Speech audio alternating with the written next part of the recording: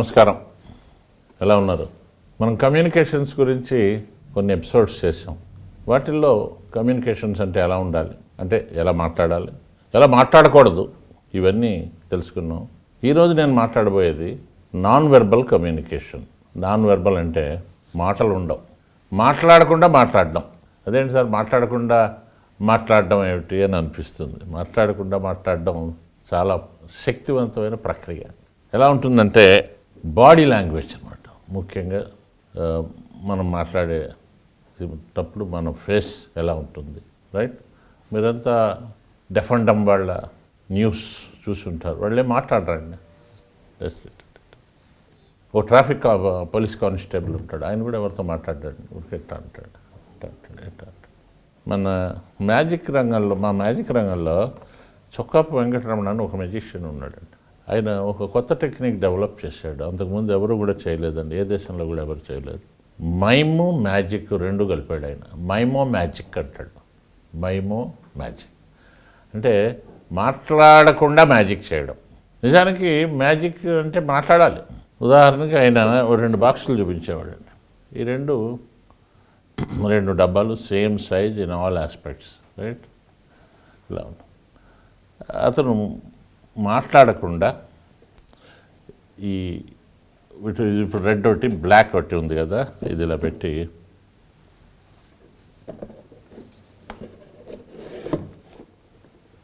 ఇలా ఉండేవాడు. ఏది పెద్దది ఇది మనం చూడగానే తెలుస్తుంది, రైట్?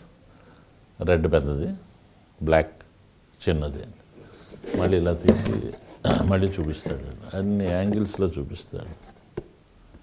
తర్వాత ఇక్కడ బ్లాక్ పెడతాం, ఎట్లా అంటాడు, బ్లాకే పెద్దది, రెడ్ చిన్నది. అంటే మనం ఏంటి ఇతను ఎలా చేశాడు అనిపిస్తుంది. అఫ్కోర్స్ ఇది ఐటమ్ అనేది మ్యాజిక్ అనుకోండి. మూకాభినయం, మన మైమ్ చాలా ప్యాంటోమైమ్. ఎంతమంది మనకి ఆర్టిస్టులు ఉన్నారు, ముఖ్యంగా తెలుగు రాష్ట్రాల్లో జెన్నీ కానీ, మైమ్ కళాధర్ కానీ, మధు, వీళ్ళు అద్భుతాలు చేస్తున్నారు. ఆ ప్యాంటమైమ్ అనేది ఒకప్పుడు విదేశీయులు మాత్రమే చేసేవారు, ఇప్పుడు మన వాళ్ళు చాలా బాగా చేస్తున్నారు. మైమ్ అనేది చాలా ముఖ్యమైనది. సో ఈరోజు నా సబ్జెక్ట్ ఏంటంటే మీరు మాట్లాడినప్పుడు ఎలా మాట్లాడతారు, రైట్? ఏమీ లేకుండా జస్ట్ కళ్ళతోటి మీరు ఈ రెండిటితోటి ఎదుటివారికి మీరు సందేశాన్ని ఇవ్వచ్చు. ఇప్పుడు ఉదాహరణకి నా దగ్గర ఒక బోర్డు ఉంది, రైట్? ఈ బోర్డు మీద 2 సర్కిల్స్ గీద్దాం. ఈ ఫేసెస్ అనుకోండి, ఈ కళ్ళు 2 ఇలా అని చూడగానే నవ్వుతున్నాడు అనిపిస్తుంది. ఇవే రివర్స్లో పెట్టండి, ఏడుస్తున్నట్టు ఉంటుంది. ఈ మాస్కులకి ఉంటాయి చూడండి. అంటే మీరు మాట్లాడేది ఎలా ఉంది, ఫస్ట్ థింగ్ మీరు గుర్తుపెట్టుకోవాల్సింది ఇలా మాట్లాడాలి. ఈ రివర్స్లో ఉంటే ఇక అక్కడితో మీ కాన్వర్సేషన్ ఆగిపోతుంది. ఒక చిన్న ఎక్సర్సైజ్ చేద్దామండి. ఇప్పుడు ఇది కొంచెం కళ్ళు మూసుకుని ఊహించుకోవాలి, రైట్? హిప్నటిజం కాదు. మీరు కళ్ళు మూసుకోండి. మీరు మీ ఫ్రెండ్ తోటి ఏదో ముచ్చట్లు చెప్పుకుంటున్నారు. సడన్గా మీ ఫ్రెండ్ ఇంటికి వెళ్ళారు, తలుపు కొట్టారు ఎవరు. మీ ఫ్రెండ్ వెళ్ళి తలుపు తీశాడు. ఎవరు మీరు అంటే ఆయనతో మాట్లాడాలి, ఆమెతో మాట్లాడాలి అని మిమ్మల్ని చూపించారు. ఏమిటి అని, మీరు అర్జెంటుగా మీ ఇంటికి వెళ్ళాలి, మీ ఇంట్లో ప్రమాదం జరిగింది. ఇక మీకు కంగారు పుట్టింది, ఏమై ఉంటుంది అని. వెంటనే ఇంటికి వెళ్ళారు. ఇక భయం లోపల, అమ్మకి ఏదైనా అయిందా, నాన్నకి ఏదైనా అయిందా, బాబుకి ఏదైనా అయిందా, వాళ్ళకి ఏమైనా, మన ఇంట్లో బంధువులందరి గురించి ఆలోచన వచ్చింది. పరుగున వెళ్ళారు. ఇంటికి వెళ్తే అనుకున్నట్టే అయింది. ఎవరో పోయారు, అక్కడ వాళ్ళని పడుకోబెట్టి తెల్లటి గుడ్డ వేశారు. చుట్టూ మీరు ఇప్పుడు ఎవరెవరైతే అనుకున్నారో వాళ్ళందరూ ఏడుస్తున్నారు. అయ్యయ్యో ఏడుస్తున్నారు, ఇంతకీ పోయింది ఎవరు అని మీరు దగ్గరికి వెళ్ళారు. వెళ్ళి ముసుగుంది, మీరెవరికి కనబడట్లేదు, ఆ ముసుగు తీశారు. తీస్తే మీరే. వాళ్ళు ఏడుస్తున్నారు. సరే మీరు బయటకు వచ్చారు. అక్కడ తలుపు దగ్గర వీళ్ళు మాట్లాడుకుంటున్నారు. వాళ్ళ మాటలు విన్నారు. అందులో అందరూ మిమ్మల్ని విమర్శిస్తున్నారు. చిచి, ఈ మనిషి ఇంట్లో అందరికీ టెన్షన్ క్రియేట్ చేశారు. ఈ మనిషి వల్ల ఇలా అయింది, అలా అయింది, చదువు సరిగ్గా లేదు, ఉద్యోగం సరిగ్గా లేదు, ప్రవర్తన సరిగ్గా లేదు, సరైన ఫ్రెండ్స్ లేరు, బిహేవియర్, ఏ ఒక్కరు చూసినా తిట్టుకుంటున్నారు. సరే, మీరు చాలా బాధపడి బయటకు వచ్చేసారు. ఇప్పుడు కళ్ళు తెరవండి. వాళ్ళు ఏ విషయాలు తిట్టుకున్నారో ఏమేంటో మీరు అనాలిసిస్ చేసుకున్నారు, మార్చుకున్నారు. నేను అందరిలా ఉండాలి, నేను ఇంతే, నా లెక్క అంతే, ఇలా కాకుండా. సో మీరు మార్చుకున్నారు, రైట్? ఇప్పుడు మళ్ళీ కళ్ళు మూసుకోండి. మళ్ళీ కళ్ళు మూసుకుని ద సేమ్ సీన్ రిపీట్ అయింది. ఫ్రెండ్స్తో కూర్చున్నారు, ఎవరో వచ్చారు, తలుపు కొట్టారు, మీరు కావాలన్నారు, ఏమిటి అన్నారు, మీ ఇంట్లో ప్రమాదం జరిగింది రండి అన్నారు, మీరు పరుగున వెళ్ళారు. వెళ్తే సేమ్ సీన్, అందరూ ఏడుస్తున్నారు, మధ్యలో భౌతిక కాయం ఉంది, దాని మీద క్లాత్ కప్పారు, తీస్తే మీరు అందరూ ఏడుస్తున్నారు. పక్కకు వచ్చి ఆ గోడ దగ్గర చుట్టాలు బంధువులు అందరూ వచ్చిన వాళ్ళు మాట్లాడుకుంటున్నారు. ఎంత దుర్మార్గుడు ఈ దేవుడు, ఇంత మంచివాడిని తీసుకెళ్ళిపోయారు, ఇంత మంచి అమ్మాయిని తీసుకెళ్ళారు, ఎంతమందితో ఎంతో ప్రేమగా అభిమానంగా వాత్సల్యంతో మాట్లాడి, బంధువులంటే ఎంత అభిమానం, స్నేహితులంటే అభిమానం, చూస్తూ ఉండగా ఇంత కష్టాలున్నా అలా ఆ స్థాయికి ఈ మనిషి వెళ్ళారు. ఎవరు చూసినా పొగుడుతున్నారు, అటు చూసిన వాళ్ళు మనస్ఫూర్తిగా ఏడుస్తున్నారు. ఇప్పుడు కళ్ళు తెరవండి. ఇది చాలా అద్భుతమైన ఎక్సర్సైజ్. స్టీఫెన్ ఆర్ కవే అనే ఆయన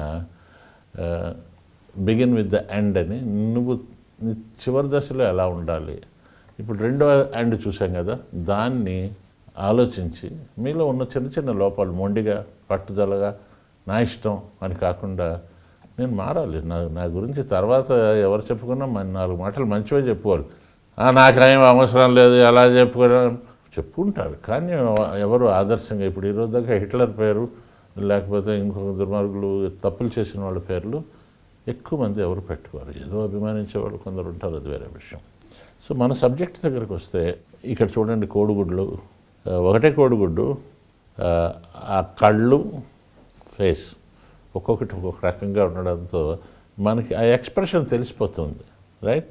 నాన్ వెర్బల్ కమ్యూనికేషన్ గురించి చెప్తూ ఏమంటారంటే, it influences the way a message is interpreted by the receiver. మీరేం మాట్లాడక్కర్లేదు, అది that communicates a message, includes all unwritten and unspoken words అంటాడండి.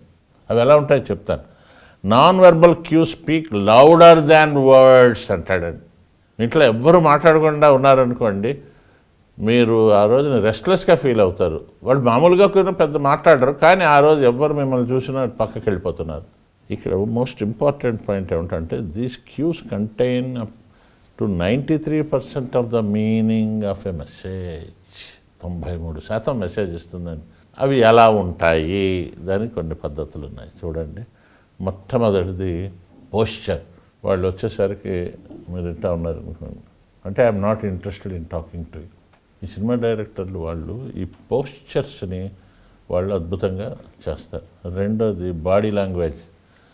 Body language అంటే అతను చెప్తుంటే ఇలా చూసాం అనుకోండి, నీ బంధు నీకేమొచ్చింది. మూడోది ఐ కాంటాక్ట్. ఆయన చెప్తున్నా కూడా ఐ కాంటాక్ట్ డెవలప్ చేయకుండా కిందకి చూశాడు.